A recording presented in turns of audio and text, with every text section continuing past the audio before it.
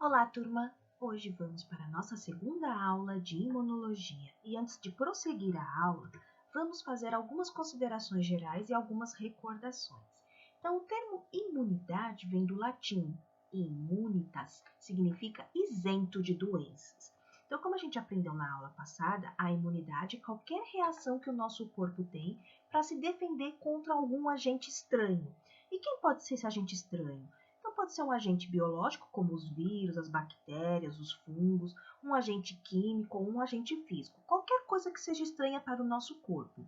Então, na presença dessa coisa estranha, vão ocorrer uma série de reações, tanto celulares como moleculares, tudo com o propósito de tentar eliminar essa coisa estranha. E tudo que a gente conhece como estranho, tudo que for estranho para o nosso corpo, vai ser denominado antígeno. Para recordar o que é antígeno, é qualquer coisa estranha que o nosso corpo não reconhece e consegue promover uma resposta imunológica. A primeira resposta que o nosso corpo nos dá seria a inflamação, né? Não sei se vocês lembram dessa parte, né? Onde entra o corpo estranho, a gente fica com inchaço, que a gente chama de edema, vermelho, calor, dá dor, pode até perder a função do tecido. Então, caso a resposta primária não seja suficiente para eliminar aquele corpo estranho, vai ocorrer uma resposta secundária. Aí sim, nós vamos ter a infecção, né? Então, nesse processo, tanto de infecção como inflamação, vão ocorrer a migração de células de defesa, e a gente já viu que as nossas células de defesa se chamam glóbulos brancos ou leucócitos.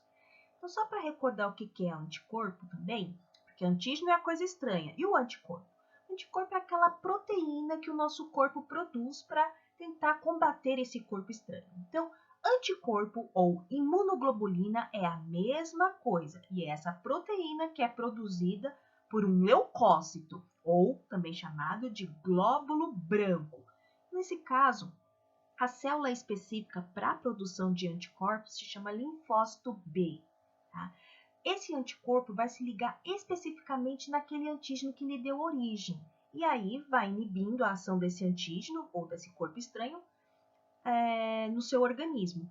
Então, eu coloquei aqui uma molécula de anticorpo. Todo anticorpo tem essa forma proteica em forma de Y. E aqui nas pontas do anticorpo é onde ele tem a capacidade de se ligar ao antígeno. Então, por exemplo, esse daqui tem este formatinho aqui. Então, significa que só esta estrutura, esse antígeno amarelo, poderia se ligar aqui. Se ele fosse na estrutura desse antígeno verde, ele não ia se encaixar direito aqui. Então, aqui fica específico, é por isso que a gente fala, você entrou em contato com o primeiro vírus, você criou um anticorpo e ele já sabe como é que faz para se ligar nele. Agora, se é pela primeira vez que você está entrando com aquela substância estranha, então a gente tem que produzir essa molécula que vai ter um encaixe perfeito, por isso que eu falo que é chave e fechadura. Tem que entrar direitinho na fechadura, né? Então, se não tiver o formato adequado, não vai servir. Então, aqui eu coloquei, por exemplo, o exemplo, pode ser o coronavírus, mas não é. Mas um vírus qualquer. Então, o vírus, a bactéria, o fungo, qualquer coisa que entrar, ele vai ter os antígenos, que são as substâncias estranhas, de formatos diferentes. E aí, aqui vai ter a ligação perfeita para se ligar. Tá vendo? Aqui é um triângulozinho, entrou, então, um anticorpo que tem um formato de triângulozinho. Aqui tem uma forma de bolinha, vai ter que entrar um que tem aqui uma formata de bolinha. Então, vamos produzir vários tipos de anticorpos para o mesmo agente patológico ou mesmo agente agressor. E aí, quanto mais anticorpo, mais fácil deles se ligarem e tentarem eliminar este agente agressor. Bom, para recordar, a gente viu também que o sistema imunológico era composto por vários elementos. Entre eles, nós tínhamos os órgãos linfóides, que vai ser a pauta da aula de hoje, as células de defesa, que também será a pauta de aula hoje, as moléculas específicas, que são os anticorpos, e as barreiras naturais. Esses dois aqui nós iremos falar mais adiante. Bom, começando com os órgãos linfóides, nós falamos na aula passada que nós tínhamos os órgãos linfóides primários, ou também chamados de centrais. E qual era a função dos órgãos linfóides primários? A função dos órgãos linfóides primários seria o quê? A produção de células ou a maturação de células. E quem são esses órgãos linfóides primários? Então, eu coloquei aqui o timo e a medula óssea. Para quem não conhece o timo é um órgão que fica bem aqui atrás do coração e que tem uma grande função, que é a maturação dos linfócitos T de tatu. Tá? A medula óssea, ela é responsável pela produção de todas as nossas células sanguíneas. Não só as células de defesa, mas todas as células sanguíneas. Então, envolve as hemácias e as plaquetas, que são responsáveis pela nossa coagulação. Então, órgãos linfóides primários ou centrais são responsáveis para a produção de células ou maturação dessas células. E nós temos dois tipos, o timo e a medula óssea. Bom, os órgãos linfóides secundários, ou também chamados de periféricos, eles já são mais responsáveis por armazenar todas as células que foram produzidas aqui. Então, eles são mais responsáveis pela resposta imune. Exemplos de órgãos secundários, nós temos o baço, os linfonodos, as amígdalas, enfim, vários outros aqui que eu vou colocar para vocês. Então, os principais órgãos do nosso sistema imunológico. Então, nós temos os linfonodos, que para vocês deve ser bem conhecido, já que vocês são da área de estética, né? Popularmente nós chamamos de íngua. Esses linfonodos, eu coloquei aqui perto da garganta, mas pode ter na virilha, nas axilas, enfim. Esse órgão é um órgão responsável pela barreira entre vírus, bactérias, protozoários ou qualquer tipo de corpo estranho, ou mesmo células cancerígenas. E aí, dos ductos linfáticos, passam tudo que vem dos ductos linfáticos e que seja tóxico para a gente, vamos dizer assim, passa pelos linfonodos. E ali é onde ocorre a filtração da nossa linfa, que é aquele líquido que extravasa dos vasos, né? Que seria a parte líquida do sangue. Então, se lembra que eu falei para vocês que nós temos a parte líquida e a parte sólida do sangue. A parte líquida, então, por exemplo, pode ser até a linfa, que é quando extravasa, né, do sangue e vai para uns tecidos. Então, como se o líquido saísse daquele vaso que você está circulando o sangue e entrasse em algum tecido. Pode ser pele, pode ser outra coisa, né? A linfa não possui hemácias, como é no caso dos nossos vasos, que a gente tem a parte líquida, mas que tem tudo, né? E percorre o interior dos vasos linfáticos. Bom, o timo eu já falei para vocês o que era, né? Que é aquele órgão primário, né? Onde ocorre a maturação dos linfócitos T. E o timo acaba atrofiando conforme a gente vai crescendo. Então, ele começa um órgão grande e conforme a gente vai crescendo, ficando velho, ele vai diminuindo. A medula óssea também é um órgão primário, como eu já falei para vocês. Ela é responsável pela produção das células sanguíneas.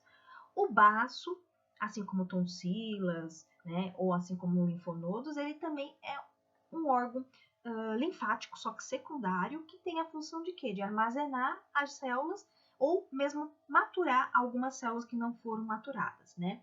Quando eu falo maturação, é assim, quando o bebezinho nasce, ele não é um bebê que não sabe falar, não sabe comer, não sabe andar. Depois ele vai crescendo, vai aprendendo a usar o banheiro, comer sozinho, até que se torna adulto e velho. As células também funcionam desse mesmo ciclo. Elas são jovens, né, como se fosse um bebê, vão ficar mais maduras e quando elas estiverem adultas, elas já têm a função do que elas têm que fazer. Então, quando elas se tornam adultas, elas podem trabalhar, digamos assim. Então, o baço, além de armazenar as células, ele tem um outro papel, que seria a destruição das hemácias velhas ou de qualquer outra célula velha. Então, ele faz um papel que a gente chama de lixeiro, que a gente, na linguagem, né, da biologia, a gente chama de papel de hemocaterese. É quando ele consegue retirar o que é velho do nosso corpo, tá? Como se fosse um lixeiro, ele vai catando o que não presta mais. As tonsilas e adenoide, que a gente conhece hoje, antigamente, né, como amígdalas, hoje a gente conhece como tonsilas, é o local de multiplicação e armazenamento dos leucócitos. Funciona do mesmo jeito que um baço também. Bom, vamos começar falando das células sanguíneas. Eu sei que para nós, aqui na imunologia, o que nos interessa são as células sanguíneas, que a gente chama de glóbulos brancos ou leucócitos, porque essas aqui são as células de defesa. É essa aqui que me interessa na imunologia. Mas eu vou dar uma pincelada nas outras células para vocês entenderem como é que funciona. Então, o sangue é formado por duas partes, como a gente já falou. Eu mostrei para vocês no slide anterior na aula passada, né? Nós temos a parte líquida, que a gente chama de plasma, que é aquela coisa amarela, e temos a parte sólida, que é onde que ficam as células. Então, eu coloquei aqui, quais são as células? Os glóbulos vermelhos, os glóbulos brancos e as plaquetas. Então, todas as nossas células sanguíneas são produzidas dentro da medula óssea. Então, ó, eu coloquei aqui um exemplo de uma medula óssea. Tem um outro aqui mais bonitinho. Então, imagine um osso. Você tem um osso e aqui dentro desse osso nós temos uma célula que se chama stem cell ou célula-tronco. Essa célula-tronco é responsável por produzir todas as nossas células sanguíneas. Então, aqui, imagine aqui um osso, eu coloquei o osso do quadril aqui, da bacia, e aqui dentro desse osso estão sendo produzidas o quê? Os glóbulos de defesa, nossos glóbulos brancos, os glóbulos vermelhos e as plaquetas, tá? Bom, só para vocês terem uma ideia, depois que são produzidas na medula óssea, lá no nosso osso, eles são liberados para a circulação. Então, sabe aqueles capilares que vocês estão vendo a circulação aí, correndo, o sangue correndo? Então, aqui dentro dos capilares temos o quê?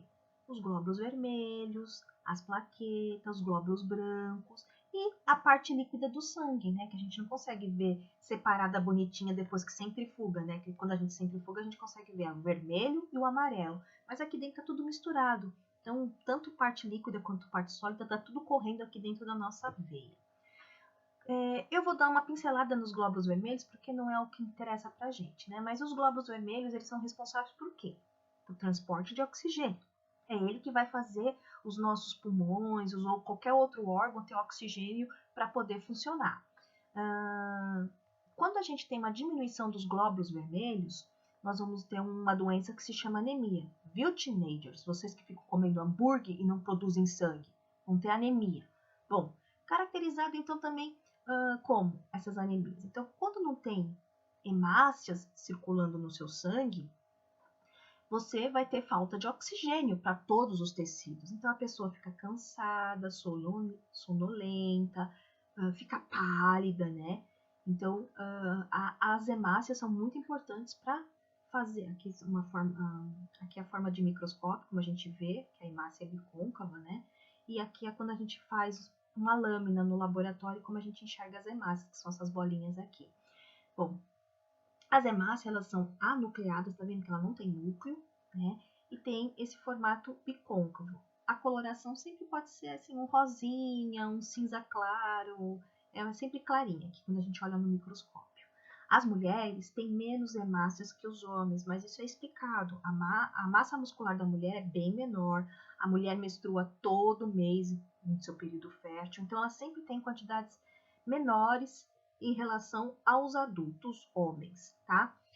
Eu não vou ficar perguntando para vocês isso, né? Quantidades de hemácias que existem em mulher e em homem, só para vocês terem uma ideia que nós temos milhões de células chamadas hemácias no nosso corpo, ó, 5 milhões e meio. Então a gente tem muita hemácia, porque a gente precisa delas para transportar oxigênio para todos os nossos tecidos. Bom, as plaquetas, eu não posso considerar plaquetas como uma célula. Plaquetas são fragmentos de células, tá? E qual que é a função das plaquetas? Coagulação sanguínea. Sabe aqui, ó, não seria o nosso vaso sanguíneo, né, onde está correndo seu sangue? Ó, aqui as hemácias correndo. Sabe quando vocês vão tirar sangue, entra uma agulha aqui, não entra? Bem na sua veia.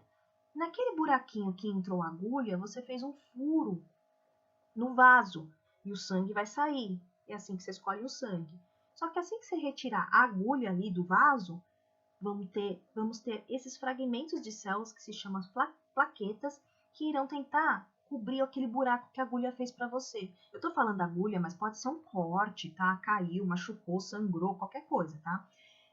Mas enfim, essas plaquetas vão fazer o quê? Vão tentar fazer o coágulo e parar o sangramento. Então elas começam a grudar tudo que encontra pelo caminho, vão fazendo essas redes aqui, ó, as hemácias estão sendo tudo capturadas e formam tipo uma casquinha aqui. E aí para de sangrar. Então a função das plaquetas é coagulação sanguínea.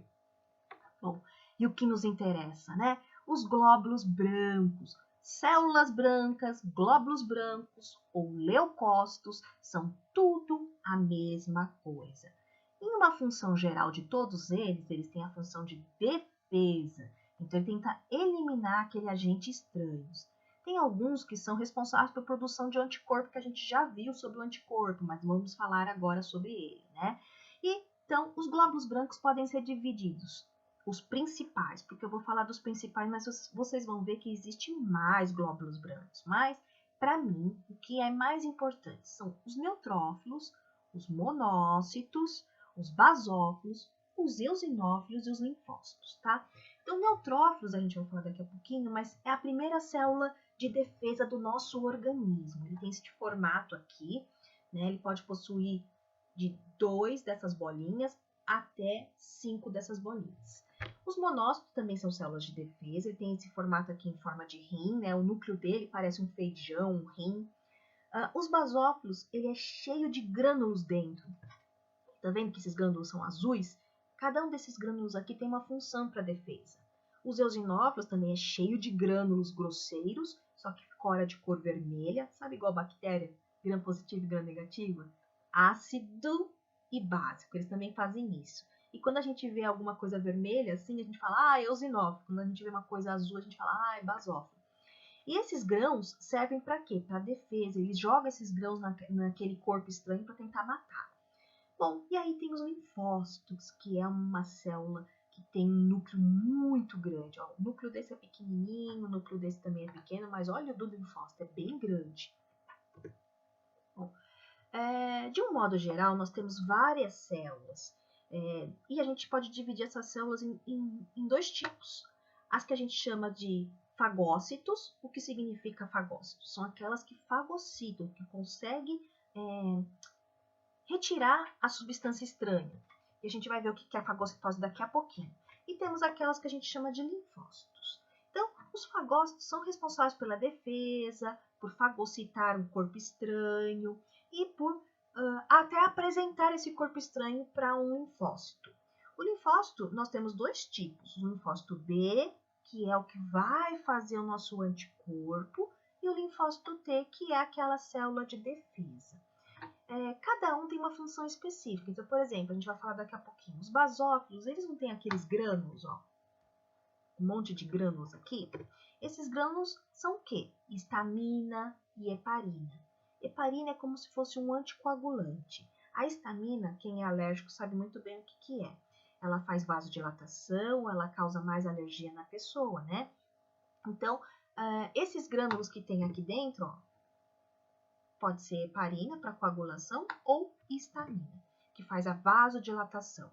Então, os basófilos são células utilizadas na nossa defesa contra quê? Contra processos alérgicos ou mesmo contra parasitas intestinais. Os eosinófilos também têm grânulos. Vocês lembram aqui, ó, quantos grânulos vermelhos? Eles também produzem histamina e têm grânulos para defesa de parasitas intestinais. Então, se você tem uma lombriga, uma solitária, um parasita qualquer intestinais, você vai ter bastante eosinófilos. E esses eosinófilos é que vão liberar esses grânulos para tentar matar o parasita. Então, cada uma das células tem sua função. Neutrófilos, mastócitos ou macrófagos, eles conseguem fazer fagocitose, todos aqui conseguem, e conseguem também apresentar o corpo estranho para alguma outra célula. O linfócito B e T são o que a gente chama de resposta específica ou resposta celular, por exemplo. Para T, celular, para B, humoral. São respostas bem específicas. O B consegue produzir os anticorpos e o T consegue defender nossas células. Lembra quando eu falei que tinha uma célula que poderia fazer tipo um inseticida? Então ele consegue produzir algumas coisas para poder matar as células ou qualquer corpo estranho que entra no nosso corpo. Bom, os leucócitos ainda podem ser divididos em 2 tipos. O que a gente chama de granulócitos, tá vendo? Grão, possui grânulos. Aonde? No citoplasma. Vocês viram, né? Olha aqui o citoplasma da célula cheio de grânulos, né? Aqui também tem grânulos, só que são bem, digamos que não é grosseiro igual a esse, são fininhos, então às vezes a gente nem enxerga no microscópio. Bom, então, Os leucócitos que possuem grânulos no citoplasma, nós vamos chamar de granulócitos. Quem são eles? Os neutrófilos, os eosinófilos e os basófilos. Aqueles leucócitos que não apresentam grânulos no citoplasma, por isso que a gente chama de A, negação, agranulócitos. Então, quem são? Os linfócitos e monócitos são células que não têm os grânulos no seu citoplasma. E esses grânulos são importantes para a defesa também. Bom, começando pelos neutrófilos. Então, como eu já falei para vocês, eles são as primeiras células que tentam atacar o agente invasor, principalmente em infecções bacterianas, mas para qualquer outro, pode ser viral, pode ser fungos, enfim. Então, são eles que vão fazer aquela primeira resposta imunológica que a gente chama de inflamação. E para fazer isso, eles realizam um procedimento que se chama diapedese. O que é diapedese? Ó, aqui temos um neutrófilo que está sabe aquele seu capilar? Dentro do capilar, né? Então, ele está aqui, ó, correndo nos capilares, um monte de hemácias e aqui um neutrófilo. Então, o que é diapedese? Imagine que você tem aqui, ó, a sua veia. Dentro da veia tem hemácias, tem plaquetas, tem neutrófilos e tem várias outras células. Bom, aqui dentro da sua veia tá correndo aquele sangue, aquela coisa vermelha, né? Aí aqui você tem sua pele, né? Bonitinha e tal. Imagine que, por exemplo, entoma uma farpinha no seu dedo. Sempre que essa farpinha vem, elas vêm carregadas às vezes de bactérias, né? E aqui na nossa pele nós temos algumas células que se chamam mastócitos. Eles também têm grânulos no citoplasma. E eles fazem o que? A liberação desses grânulos. Esses grânulos são histaminas. A histamina faz o quê? Vasodilatação. Olha aqui o vaso, tá vendo o vaso? Ele era fininho. Vasodilatação, então ele aumenta, né? Fica grande, né? E dá uma dilatada no vaso. Então o vaso fica enorme. E aí, quando o vaso fica vasodilatado, nós temos espacinhos que podem passar as células aqui de dentro para fora. Então, quando esses vasos estão dilatados, alguns neutrófilos ou mesmo os monócitos podem sair do vaso sanguíneo, diferente de quando você enfia uma agulha e fica furado e você fica perdendo sangue. Aqui não tem a perda de sangue. Só quem sai são as células de defesa. Então, sai aqui e aí elas vão em direção àquilo que é o corpo estranho para tentar matar, porque não está no tecido. Então, o corpo estranho está no tecido. E as células de defesa estão onde? Está na circulação. Então, elas precisam sair do vaso e tentar matar aquele corpo estranho. Tá? Esse processo de saída dos leucócitos do vaso sanguíneo para o tecido, isso a gente chama de diapedese. Bom, então os neutrófilos fazem bastante diapedese. Eles saem da nossa corrente sanguínea e vão lá para o tecido. Eu estou falando pele, mas pode ser um baço, um fígado, um coração, algum órgão pode ser. Né? Então, eles saem lá da corrente sanguínea e vão para o tecido. E esse processo a gente chama de diapedese. Né? Nós temos muitos neutrófilos, porque como ele é a primeira linha de defesa que a gente tem, nós temos 65% dos leucócitos do nosso sangue são neutrófilos. Se por acaso os neutrófilos não conseguirem responder, né, este primeiro chamado, que a gente chama de inflamação, vai ocorrer a ação de uma outra célula, que são os monócitos. Então, os monócitos, que são essas células aqui, ó, lembra que eu falei que ela tem um núcleo em forma de um feijão ou um rim? Esses aqui também são células de defesa e eles vão atuar, se o neutrófilo falhar, eles vão atuar, né? Quando eles fazem a diapedese, que é sair da corrente sanguínea para um tecido, eles recebem outro nome. Então, na corrente sanguínea, a gente conhece como monócitos. Quando ele sai do sangue periférico e entra para um tecido, por exemplo, uma pele, eles vão ser chamados de macrófagos. Mas monócitos e macrófagos é a mesma coisa. Monócitos é quando eles estão na corrente sanguínea e macrófagos quando eles vão para o tecido. E aí eles vão fazer o quê? Eles vão fazer a fagocitose, né? Eles vão tentar englobar aquele corpo estranho e tirar do organismo. Eles são grandes, são os maiores leucócitos que a gente tem Temos poucas quantidades, de 4 a 8% somente no sangue periférico, e eles têm essa função de defesa fazendo a fagocitose. Mas eu estou falando tanto de fagocitose, vamos ver o que é a fagocitose. Então, imagine aqui um neutrófilo, ou pode ser também um monócito, tá? Esta célula está aqui quietinha, andando na sua corrente sanguínea, de repente no tecido entra uma bactéria. Eu estou colocando bactéria, mas pode ser qualquer coisa, tá? Essas células de defesa percebem que tem coisa estranha no nosso corpo. E aí elas fazem o quê? Elas ficam loucas, elas querem sair do vaso sanguíneo para ir para o tecido, para tentar matar o corpo estranho. E quando ela chega e faz a diapedese, chega lá no tecido, vou colocar aqui aquela foto, ó. Imagine que elas fez a diapedese, chegou no local onde está o agente agressor. Então, elas vão fazer o quê? A fagocitose. O que seria a fagocitose? Então, a fagocitose é quando essa célula faz pseudópodes, tá vendo? É como se a membrana fizesse algumas invaginaçõezinhas aqui, parecem uns pés falsos, e tenta englobar o corpo estranho. Aí ela vai, cresce aqui, a membrana tal, junta. Quando junta, colocou o corpo estranho para dentro dela. Aqui dentro ela tem vacúolos digestivos que vão tentar destruir, quebrar em vários pedacinhos isso.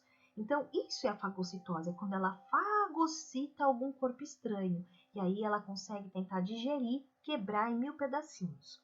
Ela pode digerir completamente isso, sumir completamente, ou ela pode digerir e deixar em pontinhos bem pequenininhos que ela pode colocar aqui na membrana plasmática dela e que aí ela pode apresentar para uma outra célula. Fala, olha célula, você não conseguiu reconhecer esse negócio que é grande, mas agora estou te mostrando uma coisa pequenininha. Faça um anticorpo contra isso. E aí as nossas outras células irão produzir anticorpos se for necessário, porque muitas vezes só nesse processo de fagocitose é destruído aquilo que entrou de estranho no nosso corpo. Bom, eosinófilos e basófilos são outras células de defesa. Então, os eosinófilos eles estão presentes principalmente nas infecções parasitárias ou nos processos alérgicos, que aí ele libera esse monte de grânulos, lembra que eu chamo isso aqui de leucócito granulócito, porque está cheio de grânulos no citoplasma. Ele libera esses grânulos e tenta matar o parasita ou fazer vasodilatação no processo alérgico. Nós encontramos de 2 a 4% de leucócito no nosso sangue. Isso para uma pessoa normal. Se você é uma pessoa que tem algum tipo de alergia, os seus eosinófilos vai estar aumentado. E se por acaso você pegou algum parasita intestinal, seus eosinófilos estão marcados. Sabe quando vocês fazem exame de sangue e o médico quer ver o que está acontecendo? É através de cada aumento de alguma célula que ele descobre. Então, por exemplo, se neutrófilo estiver muito aumentado, mais que 65% que deveria ter, significa que você pode estar infectado com uma bactéria. Se os eosinófilos estiver muito aumentado, mais que 4%, ou você está com parasita intestinal ou você está no processo alérgico. Se você tiver linfócitos muito aumentados, você está com uma infecção viral. Então, de acordo com a porcentagem que a gente encontra no sangue das pessoas, nos exames, a gente até sabe mais ou menos que doença que ela pode ter. Bom, os basófilos. Então, os basófilos contêm também uma granulação, que a gente viu que as principais é a histamina, que faz vasodilatação e que é horrível para quem tem alergia, e tem a heparina, que é o nosso anticoagulante natural, que não deixa o sangue fazer aqueles coágulos. Então, sabe quando você enfiou uma agulha para tirar o sangue? Não foi feita a coagulação sanguínea? Aquela coagulação sanguínea serve para quê? Para evitar que o sangue saia para fora, para você não perder todo o seu sangue. Mas depois que ela faz o papel dela, você precisa destruir aquele coágulo, porque o coágulo não pode circular no sangue. Imagina um coágulo circulando no seu sangue, vai chegar no coração, vai chegar no cérebro, vai dar um AVC, vai dar uma embolia pulmonar. Então, toda vez que a gente forma um coágulo, esse coágulo tem que ser destruído. Então, nós temos vários anticoagulantes para isso. Então, um dos naturais é a heparina. Olha quantos gramas de heparina, né? Bom, como eu falei, os basófilos são mais responsáveis pela processos alérgicos. Então, se você tiver com processo alérgico, você, além de eosinófilos aumentados, você também vai ter aumentado os basófilos.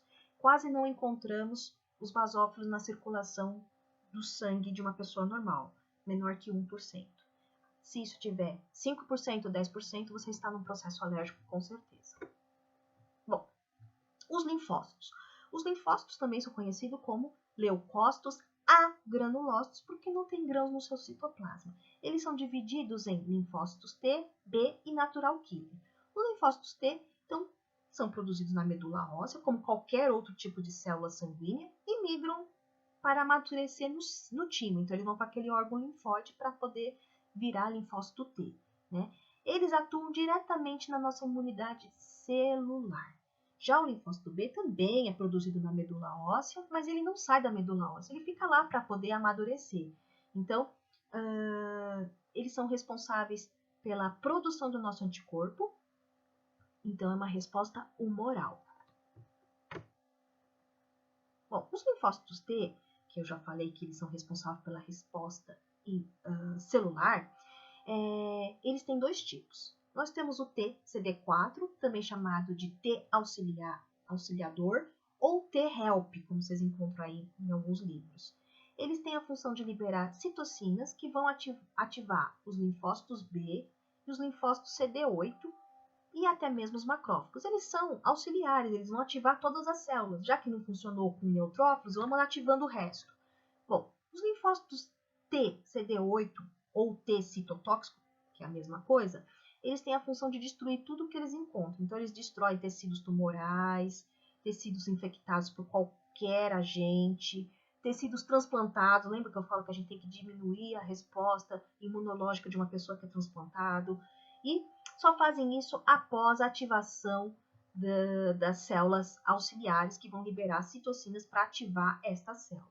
A natural killer faz a mesma função que o CD8, porém não precisa de ativação daquelas CD4. Só mesmo com um interferon gama, que é uma molécula, elas são ativadas. Bom, os linfócitos B, como eu já falei, eles produzem os anticorpos. Então, anticorpos ou imunoglobulina é a mesma coisa, né?